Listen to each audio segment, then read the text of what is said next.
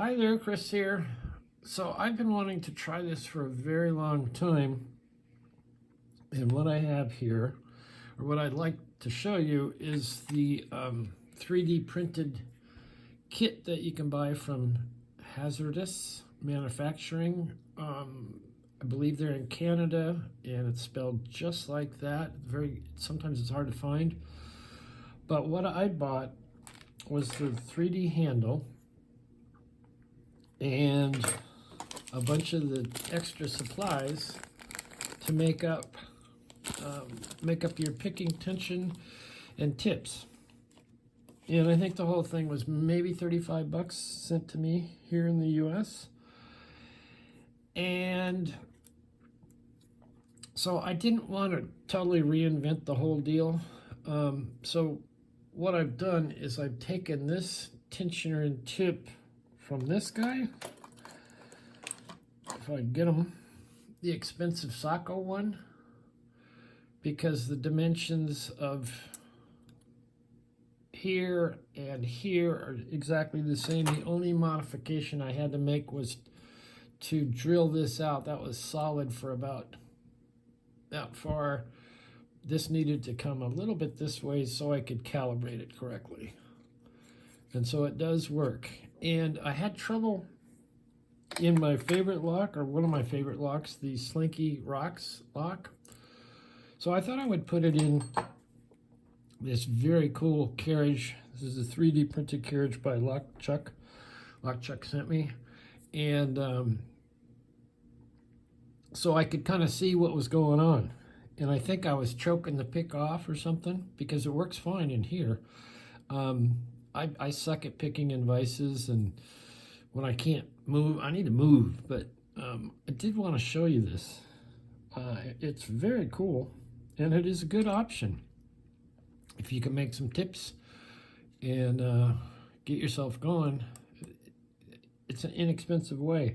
Now, I'm very slow with new tools. It took me forever to get to get good with this, or to even figure this out and get good with it. But once I did, that's very, very nice.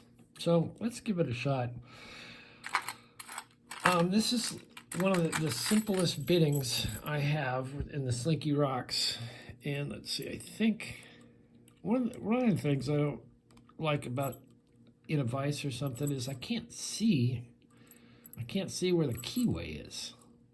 But you kind of memorize things, or I do. So there you go. Once you get to about there, he said, once you get to about there we go. And remember, you have to kind of overcome the spring pressure inside a bit. So let's go. Let's see if I can get this going and show you this pick in action. So I think we're in. Oops, sorry, Chuck, knocked you off. I'm not going to turn everything. I'm going to get on the first disc. All right, and this is very helpful to understand how these work. So that's the tensioner moving that, and then we're tensioning that core. And the next one wants to go up. So if you were picking this, the first one you could pick would be number 1, and it is a 0, and the next two are 6s. So they're going to stay where they are. And then the next two, let's see, where do you find those? I think you find them here.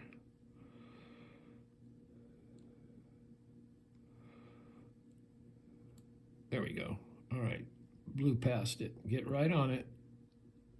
And the next two are 0s, so they go all the way up, and I could feel a little click. The next one, that's a 0. And I'm putting tension this way, which is really difficult. It's much easier for me to hold the lock. All right, so now I get to navigate through, pick up the next one. And then I think that's a 1. Okay, I felt a little click, felt another little click. I think we're good. Find the next one.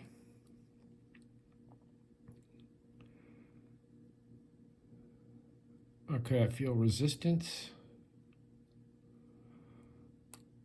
Oh, went too far. I think we're good there. Find the next one.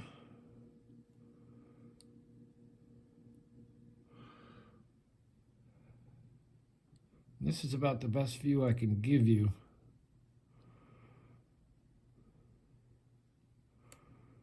And now I think we have a couple of zeros, so I have to get on those.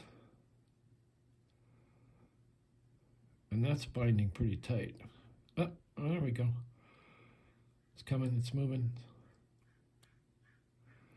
And one more zero, which I probably displaced putting it in there.